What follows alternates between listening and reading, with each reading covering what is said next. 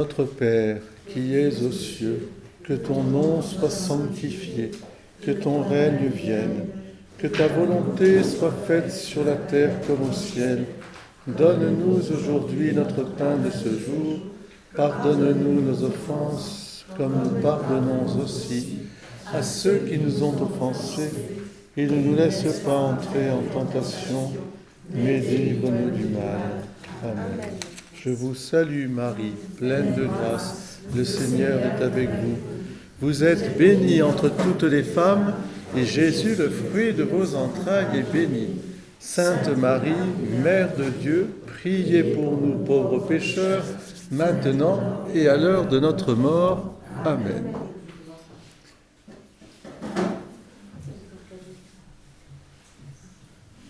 Notre-Dame du Lac, priez pour nous. Saint Jean-Baptiste, priez pour nous. Saint André, priez pour nous, qui sont les trois patrons de nos clochers. Au nom du Père et du Fils et du Saint-Esprit. Amen. Voilà, nous allons inaugurer donc ces conférences de Carême sur le thème de vivre l'Eucharistie en Église, qui est le thème aussi de la lettre pastorale de notre archevêque, qui sera d'ailleurs le thème aussi de la journée du 7 mars au Barou, qui sera centrée sur l'Eucharistie et puis aussi les miracles eucharistiques. Mais là, il nous a paru intéressant, en suivant le conseil de ma sœur en Christ Dominique, de vous proposer une présentation plus pratico-pratique de la liturgie pour mieux justement la vivre. Vous allez voir qu'on va aller par graduation ensemble jusqu'au 25 mars où il y aura une messe de l'Annonciation à 18h, ici même, dans l'église, qui sera une messe commentée. Donc pour mieux, je dirais, vivre la liturgie. Un préambule, la foi.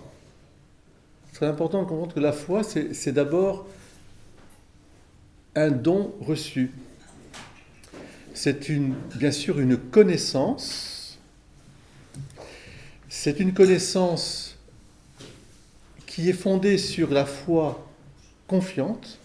Donc la foi, c'est un ensemble de connaissances sur Dieu qui est fondée sur la confiance qu'on a en Dieu. Et donc j'ai foi en Dieu. Et cette confiance en Dieu, de ce Dieu qui se révèle, eh bien, implique une autre forme de la foi, qui est la foi vécue, ou je dirais vécue principalement dans le culte rendu à Dieu. Trois aspects de la foi. Je dis je crois en Dieu. Je peux dire je vis cette foi à chaque fois que je participe donc à la liturgie qui nous rassemble et qui est, je dirais, l'aspect communautaire de cette foi vécue, de cette foi connue, de cette foi confiante, confiance. Voilà, donc ça c'est assez important de voir pourquoi nous allons vivre, je dirais, ces moments de carême sur principalement la foi, mais la foi dans la praxis, la pratique religieuse. Comment je vais pratiquer cette foi reçue de Dieu. Alors, cette première conférence va nous amener vers le culte, c'est normal, reçu chez le peuple juif. Alors, je me suis aidé d'un livre passionnant, enfin c'est une somme, la Opera Omnia de Joseph Ratzinger, Théologie de la liturgie,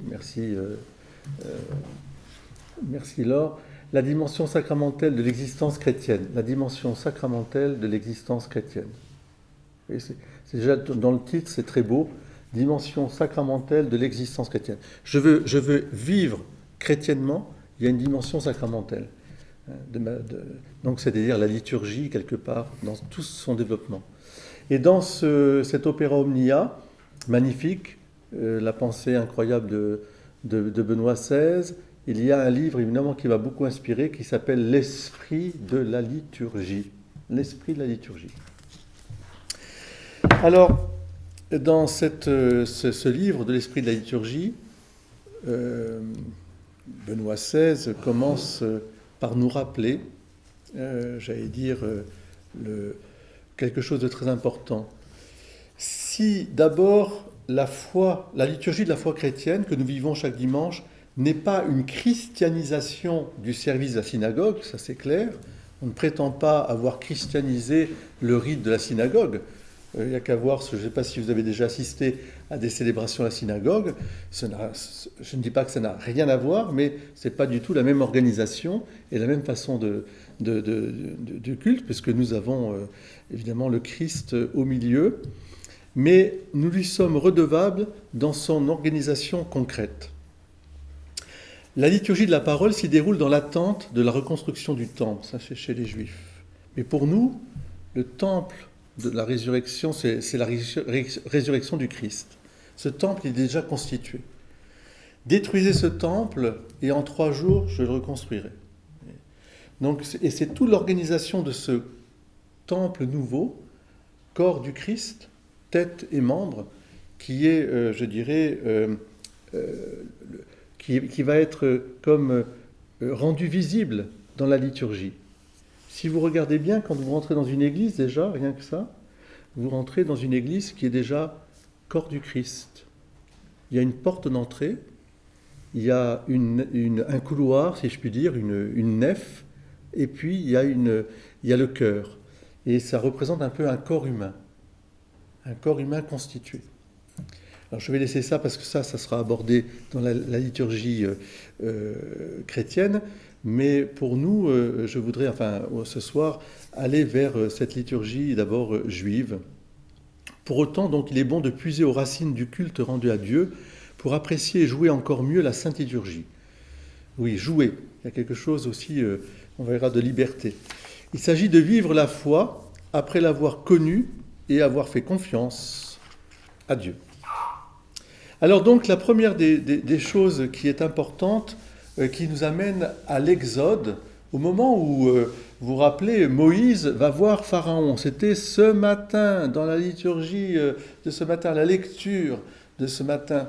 Pharaon, c'était la lecture des heures, la liturgie des heures. Moïse va voir Pharaon, il lui dit ceci: laisse, au nom de Dieu, laisse partir mon peuple pour qu'il me serve dans le désert. Donc, l'Exode vient, je dirais, a pour but de rendre un culte particulier dans le désert. Et on ne sait pas encore de quoi sera fait ce culte. Ce qui laisse à Moïse, qui nous permet de comprendre que pour Moïse, c'est quelque chose qu'il va recevoir de Dieu. Ce n'est pas le culte que l'homme fait pour rendre à Dieu un devoir quelconque. Il ne se construit pas des idoles ou un culte, mais il va le recevoir de Dieu. 3 jours de marche dans le désert pour offrir un sacrifice à notre Dieu selon ce qu'il nous dira. Selon ce qu'il nous dira. Exode 8, 23. Très important de voir, parce que c'est vraiment la source de la liturgie. La liturgie, elle est certes un culte que la communauté va rendre à Dieu, mais au préalable, c'est Dieu qui va dire à l'homme comment il doit lui rendre un culte. Et ça se comprend très bien, parce que si c'est bien le Dieu qui se révèle à Israël, c'est que auparavant, l'homme tentait de connaître Dieu et fabriquait toutes sortes de liturgies. On ne va pas refaire l'histoire des religions, y compris les sacrifices humains, les formes. Il y avait des autels, il y avait des temples, il y avait ça. Mais là, c'est Dieu qui vient pour dire, vous ferez ceci et cela, et pas ceci et pas cela. Vous voyez ? Donc, ça, c'est au cœur, au commencement de la liturgie. Si on veut rentrer vraiment vivre l'Eucharistie, l'Église, oui, en Église, il faut comprendre que c'est quelque chose qu'on reçoit d'abord. C'est primordial. Et ça nous vient de la Bible. Donc les origines de la liturgie juive vont nous faire comprendre aussi comment on doit vivre notre propre liturgie. Donc elle vient de Dieu. Israël sort pour servir Dieu, le but étant la montagne. Alors c'est très important ça. Quelle montagne? Le mont Horeb. Qu'est-ce qu'il y aura sur la montagne au mont Horeb, vous vous rappelez? Les 10 commandements, la loi qui va être donnée. Hein. La loi est donc forcément l'ordonnancement de cette loi. Hein. Avec la loi, vous allez avoir toutes les rites qui vont découler de cette loi. Et en particulier, vous vous rappelez, ça c'est aussi important, que c'est la Pentecôte pour les Juifs, qui est aussi la fête de la Pentecôte chez nous, la loi, la grâce. C'est toujours quelque chose qui est reçu, vous voyez, ça vient du ciel, ça descend vers l'homme. C'est une révélation. Et peut-être déjà comprendre que Dieu nous fait entrer dans la grande liturgie du ciel. Le ciel et la terre racontent la gloire de Dieu, les anges ne font que louer Dieu, et l'homme va participer parce que c'était sa mission première. Au commencement, Dieu a placé l'homme dans le jardin d'Éden pour qu'avec la création tout entière, une grande liturgie soit célébrée. Et cet aspect-là va être au cœur même de la descente de la liturgie du ciel vers nous, pour nous rappeler que deux choses.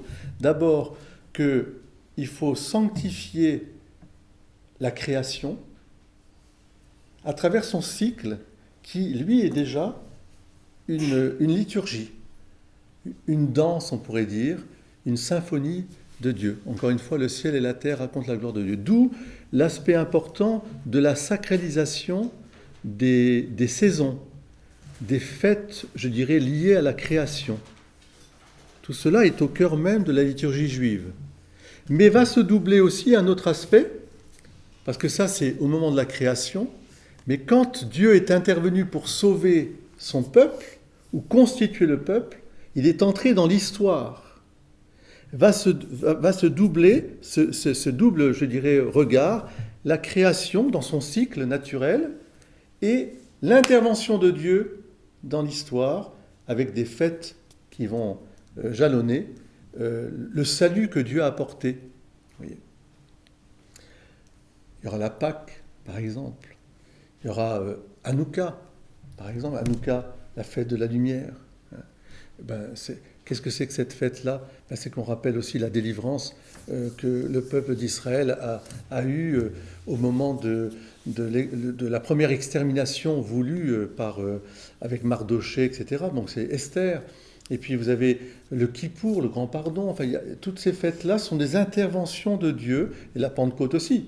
La Pentecôte, c'est vraiment l'intervention de Dieu dans l'histoire. Mais ça va s'imbriquer dans les cycles naturels du cosmos, qui sont liés aux fêtes des saisons, qui est lié lui-même aux lunes. Et la lune a une grande importance, évidemment, au cycle lunaire. Donc, je dirais que le ciel et la terre s'entrecroisent. Voyez.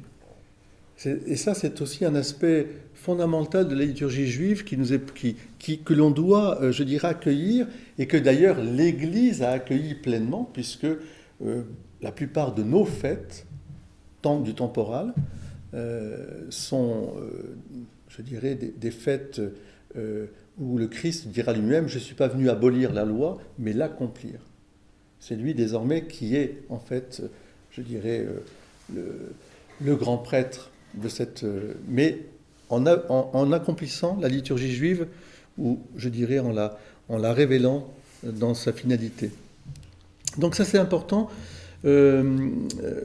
C'est donc, je dirais, ces deux aspects-là qu'il faut garder, parce que ça nous ramène toujours à l'idée centrale, chez les Juifs comme chez nous, que la liturgie n'est pas une fabrication de l'homme. C'est d'abord quelque chose qui a été reçu de Dieu, qui est intervenu spécialement pour dire comment il fallait lui rendre un culte. En esprit, en vérité, on verra le Seigneur après lui-même. Ce ne sont pas vos sacrifices, etc. Je veux vraiment la louange.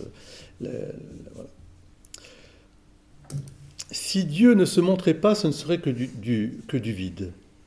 Alors, voilà Exode 10, 26, nous ne pouvons savoir avant d'arriver là-bas ce que nous devons offrir au Seigneur pour le servir. Voilà ce que dit Moïse au Pharaon. Parce que Pharaon lui dit, vous n'avez qu'à offrir des sacrifices ici. Pourquoi vous y allez dans le désert? Et puis, vous pouvez très bien, d'accord, vous laisserez le cheptel là-bas, en Égypte, et puis vous irez au désert, puis vous reviendrez, mais laisse-nous partir parce qu'il faut que on aille vivre la liturgie que Dieu veut que l'on vive avec lui. Donc la véritable liturgie suppose que Dieu réponde et révèle comment nous pouvons l'adorer. C'est une révélation, la liturgie. Au même titre que quand vous lisez l'Évangile, la parole, la Bible, etc. Vous voyez, c'est la foi, non plus révélée dans la connaissance simplement, qui est Dieu, qu'est-ce qu'il me dit, etc. Mais c'est la foi vécue. La liturgie, c'est la praxis de la foi, c'est la pratique religieuse de la foi. Et elle vient de Dieu. Le culte du veau d'or, justement, c'est une atteinte au Dieu invisible et mystérieux. Et c'est une liturgie purement humaine qui tourne autour de soi ou de la communauté. Donc ça, c'est aussi très important de voir comment on a déjà toutes les tentations qui peut, je dirais, surgir dans la liturgie quand on cesse de voir que ça vient du ciel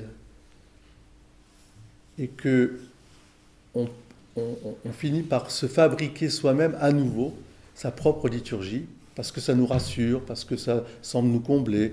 Chez les Juifs, là, le veau d'or, on a bien compris qu'ils étaient un peu déçus de ce Dieu qui était un peu là-haut dans la montagne et qu'ils avaient besoin de voir quelque chose, de toucher, etc. et de danser autour de ce veau d'or.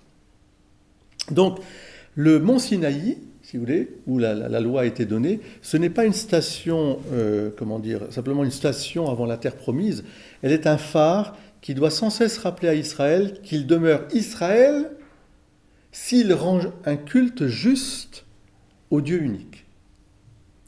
À chaque fois qu'Israël se détourne de ce culte voulu par Dieu pour tomber dans d'autres liturgies, en y rajoutant plein de choses, c'est la catastrophe. Et Israël est puni quelque part. Parce qu'il est le peuple à qui Dieu a parlé et a révélé non seulement qui il était, mais comment il fallait l'adorer. C'est ça le culte, je dirais, la valeur de ce culte. Donc la liturgie apparaît comme la mise en pratique du culte que l'homme doit rendre à Dieu. C'est un lieu de tradition vivante, de droit et de morale aussi. Il y a tout un code, il y a c'est le livre du Lévitique, puis le livre du nombre, des nombres, mais aussi vous avez donc le livre déjà dans l'Exode. Il y a vraiment tout un ordonnancement. L'adoration ou juste manière de rendre un culte à Dieu permet à l'homme de vivre une vie juste par rapport à Dieu et par rapport aux hommes. Elle oriente de la terre vers le ciel et cela anticipe déjà la vie définitive. Encore une fois, pour moi, c'est très important cette idée que dès le départ, la liturgie vient du ciel parce que nous vivons, à chaque fois que nous vivons la liturgie, et dans la synagogue, c'est vrai, nous vivons déjà l'anticipation du ciel. Bon, déjà, pensez au rythme de la semaine. Le Shabbat, c'est le jour du repos, c'est bien la création, le cosmos. Tout ça a été créé en 6 jours, puis le 7e jour, voilà, on va louer Dieu. C'est Dieu qui l'a voulu ainsi. Et c'est Dieu qui demande qu'on lui rende un culte le 7e jour. Donc la création, c'est le lieu de cette alliance.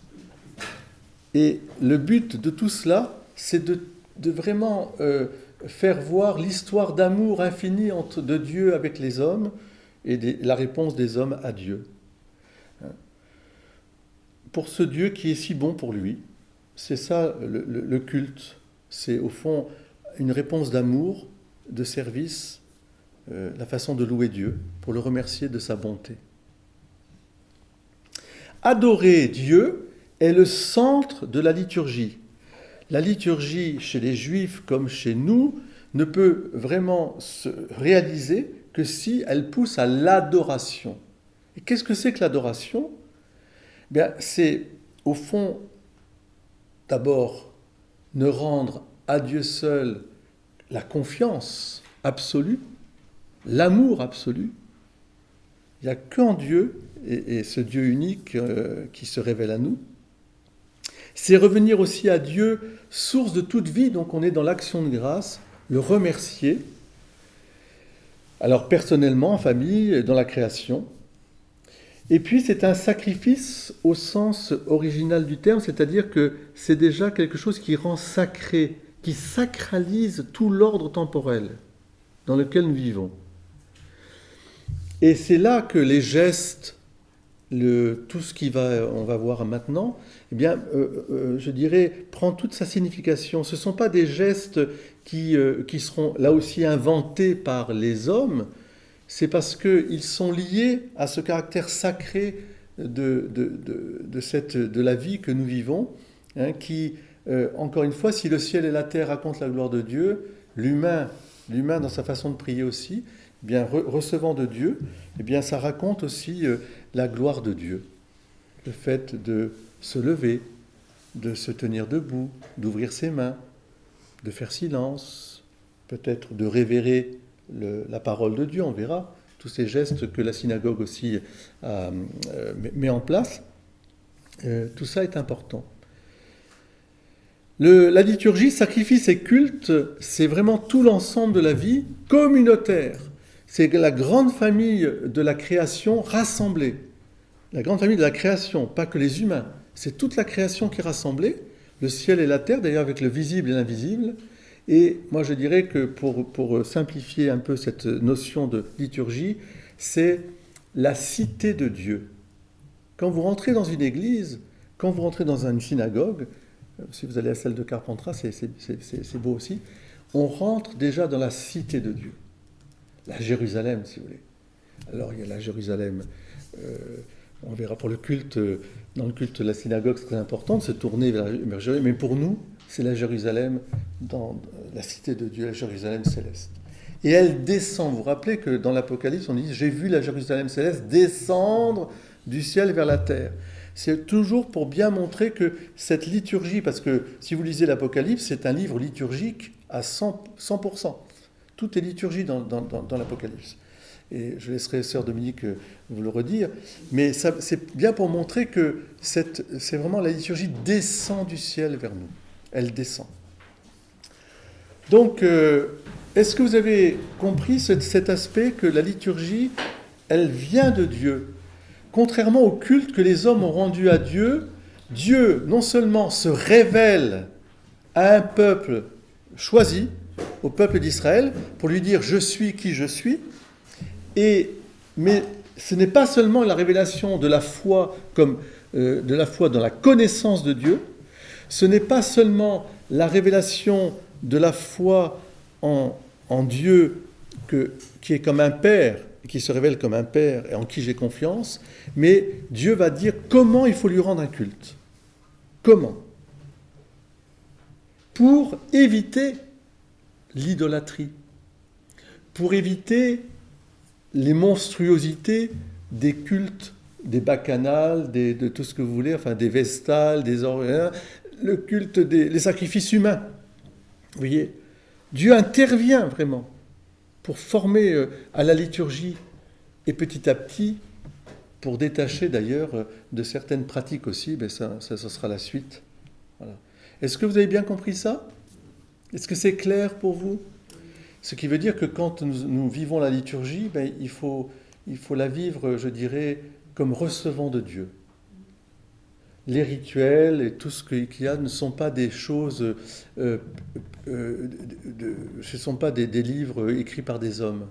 Ça vient vraiment de Dieu. Et c'est codifié, non pas pour... Alors il y a des choses qui sont humaines, on verra, hein, il faut distinguer, mais l'ensemble de l'orientation de la liturgie, elle est vraiment inspirée par Dieu.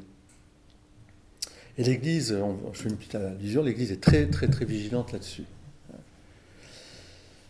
C'est pour ça, comme disait un très bon liturgiste, si vous voulez comprendre la liturgie, commencez par lire les préambules de chaque rituel et appliquer le rituel, et vous verrez que le peuple de Dieu sera orienté vers la finalité de la liturgie, qui est d'adorer Dieu et d'adorer, c'est-à-dire d'entrer dans la rencontre avec Dieu. Parce que l'adoration, c'est ça, c'est que tout à coup, je peux entrer en relation dans le Saint des Saints, si vous voulez. Alors, la structure donc, de la liturgie chrétienne est déterminée par la foi biblique, ça c'est le deuxième point. Donc c'est un culte d'adoration rendu à Dieu seul et non à des aides intermédiaires. Ça ne veut pas dire qu'on ne vénérera pas des saints, etc., mais c'est pour adorer Dieu. Un culte où c'est Dieu qui se substitue. Alors c'est la deuxième idée, c'est très important, la substitution. Si Dieu vient à nous pour se révéler et nous demander de le prier, c'est aussi pour nous montrer que c'est lui qui prend la place de tous les autres moyens de sacrifice pour se purifier, pour demander pardon, etc., etc. Dieu, dès le départ dans la liturgie, dans la Bible, il le montre, c'est vraiment lui. Il vient, c'est lui. Par exemple, Abraham, Isaac, arrière, qu'est-ce que tu vas faire? Abraham est lié à cette tradition des sacrifices d'animaux, et voire humains, puisqu'il pense que Dieu veut qu'il sacrifie Isaac. Mais il lui dit, mais arrière, qu'est-ce que tu vas faire? Ne fais pas ça. J'ai en horreur tout ça, ces sacrifices. Et dans le psaume 49, vous savez, c'est « Si j'ai faim, vais-je te le dire ?» Offre à Dieu le sacrifice d'action de grâce, accomplis tes vœux envers le Très-Haut. Je ne veux pas tout ça. Osez, je veux la fidélité, non le sacrifice, la connaissance de Dieu plus que les holocaustes. Le terme de la substitution, c'est très important parce que ça aboutira évidemment au Christ, qui prend la place, non seulement il est le grand prêtre, mais il est aussi l'agneau qui se sacrifie. Il est l'autel aussi, le nouveau temple. L'énoncé fondamental est que Dieu, en permettant la substitution de tous les pécheurs sur la croix, a placé l'humanité dans une condition nouvelle. Si un seul est mort pour tous, alors tous sont morts. Et dans cette condition, elle est centrée sur l'axe de l'événement qui la déracine hors de son état premier. Oui, il est mort pour tous afin que les vivants ne vivent plus pour eux-mêmes, mais pour celui qui est mort et ressuscité. Donc, voilà, j'anticipe aussi un petit peu sur cette notion de substitution, mais elle est déjà dans la Bible et dans la façon de rendre un culte, que les Juifs rendent un culte à Dieu parce qu'ils savent que c'est Dieu qui prend la place. C'est lui qui pardonne, c'est lui qui sauve, c'est lui, etc. Et c'est lui qui vient. Après l'exil, ça deviendra de plus en plus évident parce qu'il n'y a plus de temple. Vous savez, après l'exil, le temple a été détruit. Et donc, il n'y aura plus les sacrifices. C'est la parole qui va devenir le sacrifice. La prière, comme parole, monte du cœur de l'homme et renferme en elle-même toute son existence. C'est ça, adorer en esprit et en vérité. Alors, on va retrouver ça dans la synagogue, puis on prendra un peu les prières, là. La structure d'une synagogue, vous avez d'abord la chair de Moïse, c'est-à-dire ce qu'il a reçu de Dieu. La liturgie lui venant de là, eh bien, c'est cette parole, la Torah, les livres sacrés, qui vont être déroulés. Et le rabbin est tourné vers la Torah pour dire la parole de Dieu.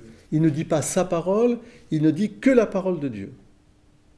Parfois, il fait un petit commentaire, mais la liturgie synagogale, c'est vraiment Dieu qui parle et qui exprime justement comment on doit le prier.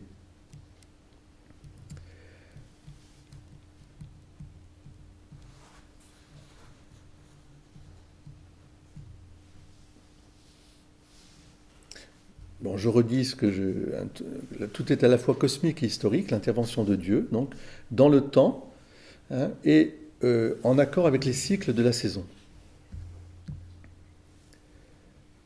Un autre aspect important, c'est la musique et la liturgie. De Dieu, nous prenons conscience aussi que la liturgie est une symphonie, quelque chose qui rassemble la création, qui elle-même chante. La création tout entière chante. Les anges musiciens, vous savez, il y a les anges musiciens, je ne sais pas si on les voit ici, s'il y en avait avant, ils étaient là derrière, ils sont là, voilà, les anges musiciens. C'est quelque chose d'extrêmement important dans les visions que les prophètes ont de la liturgie du ciel. dans l'Ancien Testament, avec Daniel en particulier, etc. Ça chante, ça danse, d'où la réception de cette vérité, c'est que toute liturgie, elle ne peut pas se vivre sans musique et sans chant. Le cœur de la liturgie, c'est quoi? Quel est le cœur du livre liturgique par excellence? Qu'est-ce qui anime nos liturgies, nos chants et tout ça? C'est quoi le livre sacré qui est au cœur même de la liturgie? La Bible. Ben oui, mais dans la Bible. Les psaumes. Mais le psaume, qu'est-ce que ça veut dire psaume? Vous savez? Le psaume, c'est le psalterion. Voilà. Sœur Dominique fait le geste. Donc on sait que David, voilà. Mais en fait, c'est l'Esprit Saint qui pince les cordes du psalterion. Ce sont l'expression, je dirais, divine avec des mots humains. C'est vraiment, on chante la parole de Dieu. C'est la parole de Dieu qui est chantée. La liturgie, en fait, n'est qu'un chant, une louange. On chante la prière. C'est impensable de ne pas exprimer le culte par des chants. Encore une fois, je pense que c'est aussi très cosmique. La création, elle chante. Il n'y a qu'à voir le matin quand vous vous levez. Vous ouvrez les fenêtres, c'est une liturgie. Si on comprend cela, vous vous rendez compte, votre prière, elle prend tout son sens quand vous ouvrez les fenêtres du matin, le soleil qui commence les oiseaux qui chantent, l'eau qui... Voilà, la vie, même le vent qui va sur les arbres, sur les branches, tout ça chante. Avec deux axes profonds dans la liturgie juive, c'est l'avènement de la mer des roseaux, donc c'est l'Exode et l'arrivée en terre promise, et l'autre événement, la messianité, le Messie, le roi qui va venir sauver son peuple. Donc il y a l'Exode, si vous voulez, et le roi David, le roi qui sauve. C'est les deux grands piliers, je dirais, de cette vie liturgique.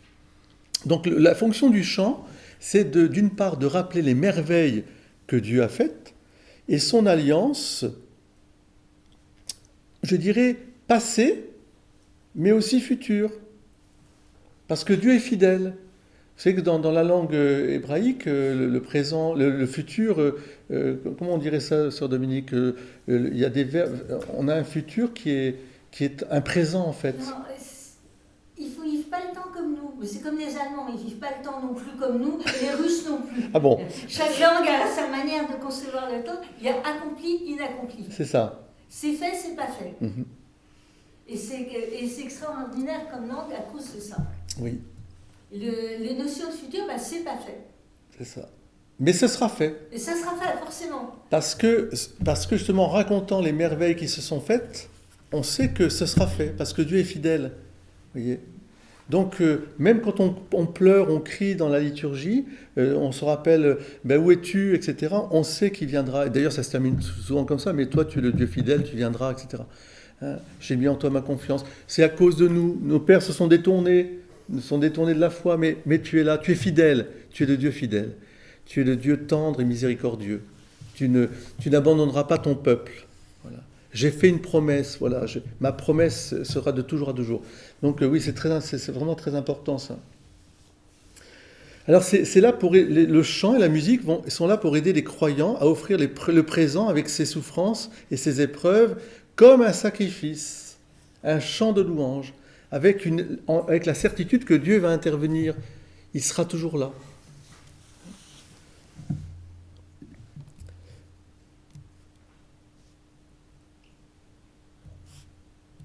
Alors, si je vais ensuite dans le déroulé, avant de voir les fêtes, là je vous ai mis les prières quotidiennes, on va voir ça, il y a des gestes.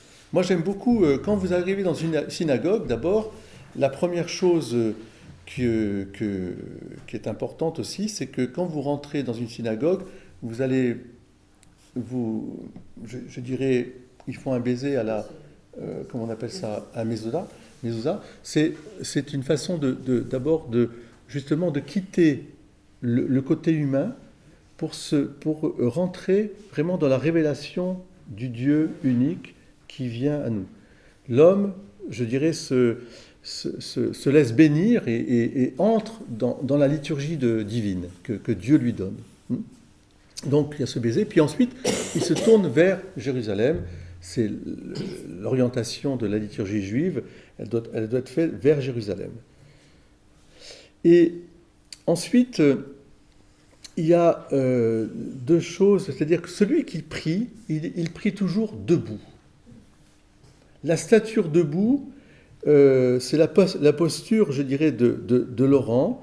Vous avez ça dans 1 Samuel 1, 26, quand Anne vient revoir le prophète Élie, au moment où elle aura l'assurance d'attendre son enfant, Samuel, qui vient de Samuel, elle rappelle au prophète quelle est cette femme qui se tenait debout pour prier le Seigneur.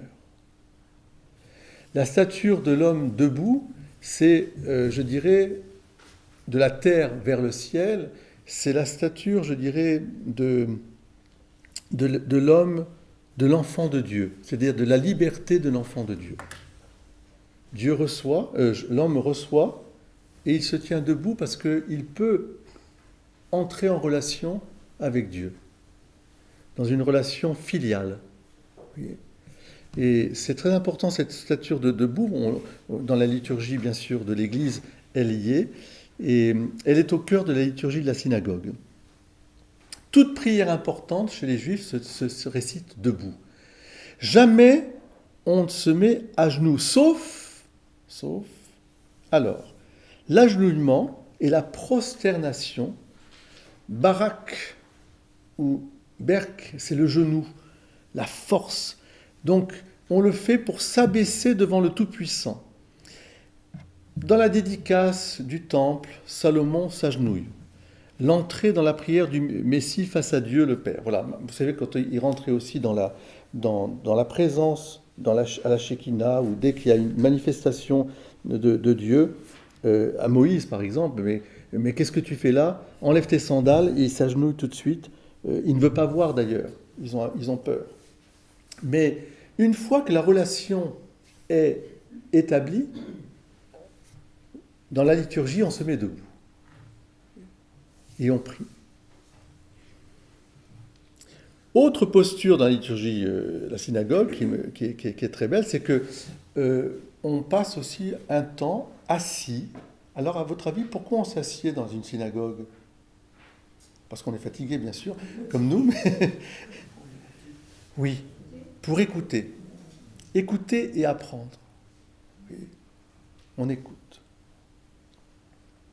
Et cette position, à mon avis, elle est aussi à revisiter dans la façon de célébrer chaque dimanche la liturgie, être assis pour écouter. Écouter Shema Israël. Ensuite, chez les Juifs aussi, il y a l'inclination. Alors vous avez déjà vu souvent un petit peu ces mouvements, etc., de va-et-vient. C'est à la fois, alors ça nous paraît un peu bizarre évidemment, encore que quand on loue, quand on chante, ça nous arrive aussi de faire ce mouvement un peu de va-et-vient, d'être, voilà. Et alors, à votre avis, qu'est-ce que c'est ça? C'est comme si on se berçait, je sais pas. Oui, ça une berceuse. Non, en fait, c'est une façon, alors je pense aussi un peu, effectivement douce, comme une berceuse, d'entrer petit à petit dans le mystère. Si on fait un va-et-vient, il y a quelque chose qui permet aussi d'entrer dans ce mystère, voilà, de la présence de Dieu. Ils ont aussi, dans la liturgie juive, des gestes de toucher et d'embrasser. Alors, à votre avis, qu'est-ce qu'on touche et qu'est-ce qu'on embrasse? La Torah. Eh oui, c'est la Torah. Quand la Torah va circuler, parce que donc ils ont un mouvement de procession avec la Torah, une fois que, et tout le monde va, alors soit on y va on va mettre sa main et puis l'embrasser, soit on prend le fameux châle qu'on appelle je me rappelle plus moi aussi. Ce châle, bon, je le retrouverai, je vous dirai. Non, c'est Philippe, c'est Non, des téphilim, non. C'est ça s'appelle, attendez, je vais vous dire. le qui quelque chose. Talit. Le talit, merci. Le talit, voilà, le talit, que tout juif, alors c'est pour les hommes, hein, porte vraiment, c'est comme aussi un signe, comme je dirais aussi la kippa, c'est comme un signe, je dirais, d'entrée dans la nuée, si vous voulez. La kippa, c'est un signe où Dieu vient sur vous, si vous voulez. Il vient, c'est comme si vous mettiez votre tête, c'est-à-dire ce qu'il y a de plus important, sous la coupole de Dieu. Et ce châle aussi, la talit, pardon, eh bien, c'est aussi une façon de couvrir ses épaules de cette parole de Dieu. Alors, ils arrivent il y a des petits glands là qui pendent et ils vont toucher aussi la Torah. Donc, il y a quelque chose de très d'une adoration. C'est quand même un geste d'adoration là ici. Exactement comme en la liturgie catholique, on va vénérer l'évangile, on va embrasser l'évangile, on va avoir des gestes aussi, on va toucher, on va vénérer certaines choses, la croix par exemple. Alors, voilà ces gestes. Est-ce qu'il y a d'autres gestes importants dans la liturgie de la synagogue aussi, il y a l'offrande qui est aussi importante, qui est déterminée par le rabbin en fonction des tribus d'Israël. Tu es de telle tribu, il y a tel tarif, si je puis dire. C'est une offrande, c'est-à-dire on ne paye pas quelque chose, c'est qu'on participe à la vie de la communauté en donnant finalement de soi pour que la communauté vive. Toutes ces choses-là, elles sont déjà, je dirais, dans ce culte juif. Alors, au temps de Jésus, quand Jésus était à Nazareth, eh bien, là, vous avez évidemment le petit papier que je vous ai mis. Jésus, il montait, on sait, une fois par an à Jérusalem, mais le reste du temps, soit à la maison, il priait, et on voit Jésus constamment prier. Je ne sais pas, il faudrait qu'un jour on fasse une petite étude dans les évangiles, en synoptique, les temps, à chaque fois où Jésus, on le surprend en train de prier, si je puis dire. Il va à l'écart, il passe la nuit, etc. Chez les Juifs, on prie au moins 3 fois par jour. Le matin, l'après-midi et le soir. La prière juive est essentiellement en hébreu. Elle peut s'exprimer aussi en araméen, mais aussi en toute langue. Mais elle n'est pas seulement verbale, elle est aussi physique. La tradition indique les moments où l'on est assis, debout ou prosterné. Les moments où l'on doit avancer, reculer ou se tourner. Certaines personnes aiment se balancer d'avant en arrière ou de droite à gauche pour augmenter leur concentration totale dans la prière. On prie donc dans la direction de Jérusalem, en souvenir du temple. La prière juive ne requiert ni temple, ni synagogue, ni rabbin, et peut être récitée en tout lieu. Vous voyez, il y a déjà quelque chose aussi vraiment de très important, parce qu'on voit bien que ça vient de Dieu, qui révèle que l'homme est un être religieux, qui peut prier n'importe où et n'importe quand. C'est pour ça que quand Jésus dira « mais un temps viendra où on priera, ce sera peu une question de temple, d'orientation », il ne dit pas quelque chose de révolutionnaire, en fait. Mais il dit il faut prier en esprit, en vérité.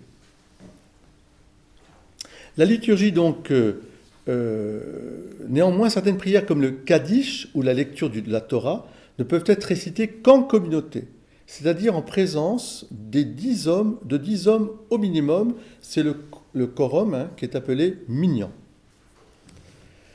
La liturgie comporte des louanges, des actions de grâce, des supplications, des manifestations de repentir. Mais alors, elle comprend, moi qui assiste assez régulièrement, quelque chose qui me touche beaucoup, c'est les Amen. Je ne sais pas si vous avez assisté à des liturgies, mais dans beaucoup d'une manière très répétitive, à des moments bien déterminés, ils ont des louanges Amen, Amen, Amen. Puis parfois, bon, avec des gestes, Amen, ça veut dire ils ratifient ce que Dieu leur dit. Et ils le prennent vraiment comme la loi qui va guider leur vie. Amen, Amen. C'est pour ça que nos Amen doivent être aussi expressifs. Hein. Surtout le Amen qui conclut la prière eucharistique, c'est vraiment quelque chose qui devrait être vécu en communauté d'une manière forte. On essaiera de voir comment on peut justement mieux entrer dans cette liturgie.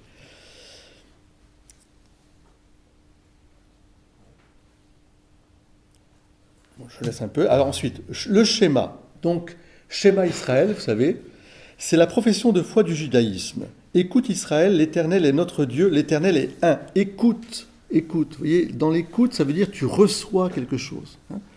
Eh bien, cette prière, c'est le premier mot de la prière en hébreu, signifie donc, le schéma est composé de 3 paragraphes, elle est toujours dite dans les prières juives. À 2 des 3 prières quotidiennes. Le premier extrait vient du Deutéronome et affirme l'unité divine, ainsi que divers commandements au peuple d'Israël, l'amour de Dieu, la mezouza, le téphilin. Le deuxième extrait vient du Deutéronome, principe de la rétribution. Et le troisième des nombres, commandement du talit et rappel de la sortie d'Égypte. Le schéma est également récité avant de se coucher et au seuil de la mort. Il apparaît aussi sous une forme abrégée à différents moments de l'office.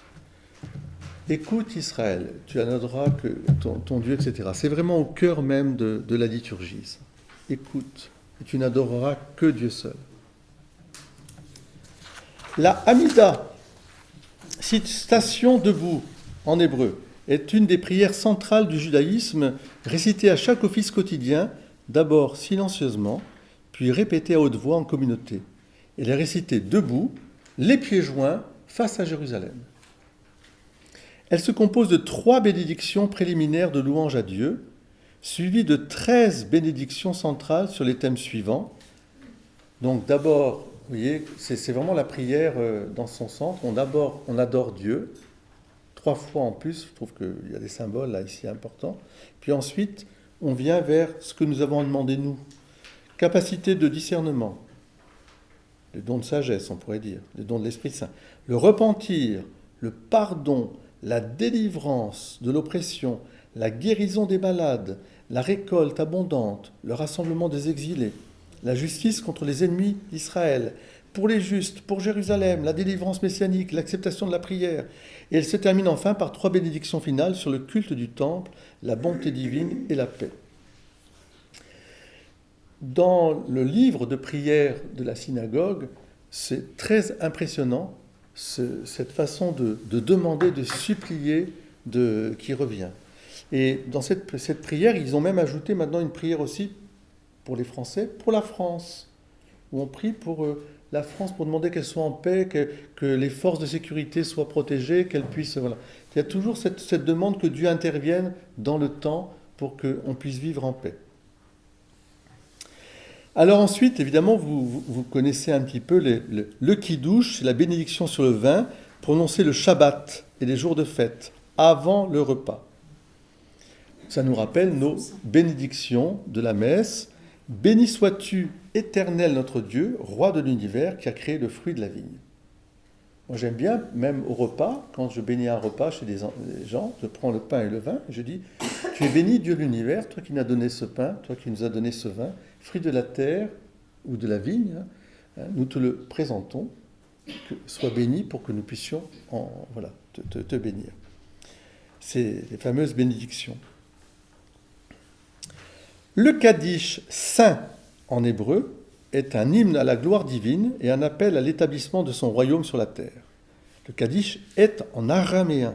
Il se récite debout, toujours tourné vers Jérusalem, en communauté. Le Kaddish est dit au cimetière et à plusieurs reprises pendant l'office, notamment à la fin, par les orphelins et les personnes en deuil pendant 11 mois après un décès et à chaque jour anniversaire du décès. Cette prière ne contient aucune allusion particulière à la mort, mais elle est néanmoins récitée dans ce contexte depuis le XIIe siècle. Le Kaddish a ainsi été dénommé à tort prière des morts, alors qu'il s'agit d'une prière de sanctification. Oui. Quel XIIe siècle? Avant ou après? Non, le XIIe siècle après Jésus-Christ, oui. Oui, pas de notre ère. Hein. C'est une prière de sanctification. En fait, le but de la liturgie, c'est de nous rendre saints. Nous qui sommes pécheurs. Et la sainteté, elle vient de Dieu. Et c'est Dieu qui sanctifie. Et nous lui demandons, au cours de la liturgie, non seulement d'adorer, c'est le culte rendu à ce Dieu unique, mais nous lui demandons de nous sanctifier, c'est-à-dire de nous faire entrer dans la famille des enfants de Dieu, précisément. La liturgie du ciel, si vous voulez. C'est ça la sanctification, c'est rendre sacré tout ce que nous vivons de la terre vers le ciel et du ciel vers la terre va descendre. Et bien sûr, y compris la mort. Au moment de la mort, on est encore plus conscient que nous qui sommes pécheurs, nous avons besoin d'être sanctifiés. Donc il y a une grande, je dirais, spiritualité dans la liturgie juive. Ce qui me touche beaucoup, c'est que, comme nous d'ailleurs, comme on nous le dit d'ailleurs, quand on rentre dans une église et qu'on s'assied, qu'on assiste à une messe, mais chez la synagogue c'est pareil. La prière qui nous met à la disposition de Dieu nous sanctifie. Et elle apaise, elle purifie. Il y a une pratique du jeûne aussi qui est assez importante dans la synagogue, que peut-être même parfois plus importante que dans le christianisme, parce que toutes les fêtes sont précédées d'un jeûne. Et avec, voilà, c'est un jeûne strict. Amen, je vous ai dit, vous voyez, ce mot hébraïque apparaît une 30aine de fois dans la Bible. Comme substantif, il signifie foi, je crois, quoi. Comme adverbe, il équivaut à une formule d'assentiment et d'un vœu, qu'il en soit ainsi. Amen est couramment utilisé dans la liturgie comme une réponse. Voilà. Alors, c'est pour vous dire que c'est très concret. La liturgie juive, elle est très concrète. Elle est très détendue aussi. Une chose qui nous paraît un peu bizarre quand nous, c'est que nous, on a énormément formalisé en Occident en particulier. C'est-à-dire que on voit bien que ça vient quand même de l'Orient. En Occident, on rentre, on s'assied, on écoute, et chacun, voilà, on s'exprime très peu. Dans la liturgie juive,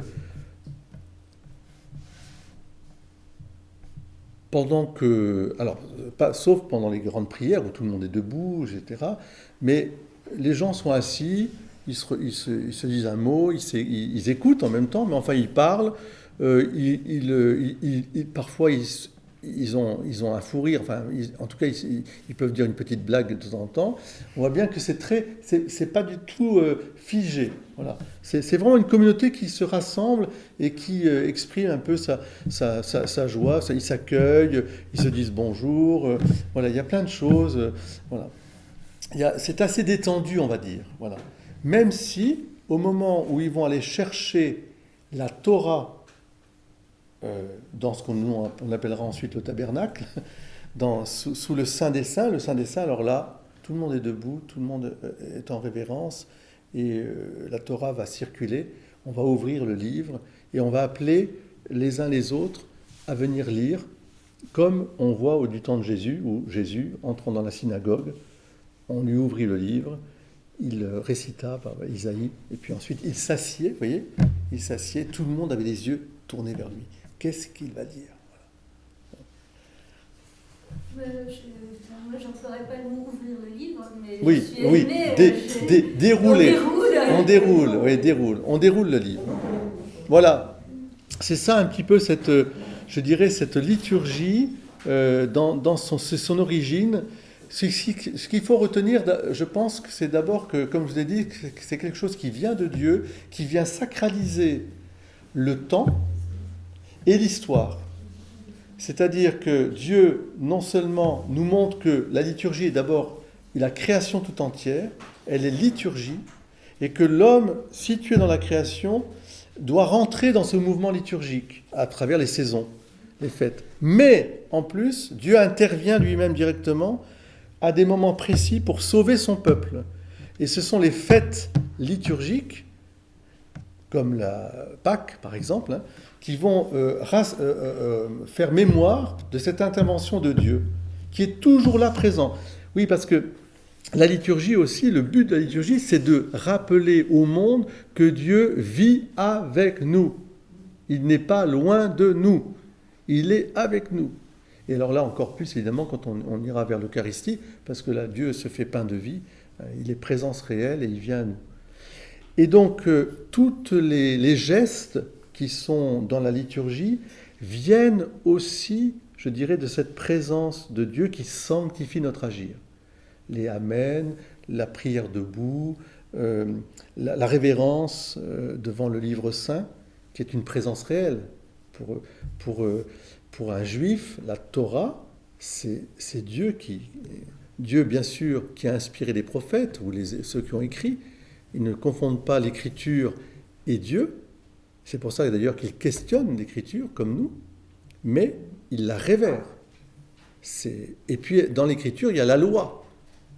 Et la loi, elle est liturgique. Si vous lisez bien le livre des Nombres, le livre du Lévitique, qui est un petit peu rébarbatif pour nous, parce qu'il y a beaucoup de prescriptions, mais tout tourne autour du culte rendu à Dieu et de la façon de rendre ce culte, hein, avec des prescriptions de pureté, etc. Parce que, encore une fois, le but de la liturgie, c'est de relier dans une attitude filiale l'homme à Dieu, Dieu qui est venu à lui. L'homme peut à nouveau parler avec Dieu et être sanctifié dans son agir humain, sanctifié dans sa vie humaine, puisque c'est désormais le temporel et le spirituel sont irrigués l'un l'autre et montent comme une liturgie vers Dieu. Voyez ? Tout est sacré, tout est sanctifié. Et en faisant cela, c'est Dieu qui intervient pour dire, je fais une petite allusion, pour dire que ce qui était vécu dans les autres religions, dans les autres peuplades, a une part juste. Parce que ce que je viens de dire sur le cycle naturel des saisons, c'est certainement quelque chose qui est relié à la religion dite adamique, la première façon d'exprimer l'amour de Dieu à travers dans ce jardin, qui était le jardin où il y avait les cycles des saisons. Eh bien, c'est resté dans l'humanité. Qu'on le veuille ou non, depuis toujours, on vit avec le cycle des saisons. Il y a quelque chose de sacré. Mais Dieu, là, vient pour non seulement redonner le vrai sens, pour qu'on ne tombe pas dans l'idolâtrie des saisons, de la lune, des soleils, tout ce que vous voulez, et encore moins du veau d'or, mais aussi, il intervient pour sauver. Le but ultime de la liturgie, c'est de nous rappeler que Dieu sauve, il sanctifie, il sauve et il libère et il sauve.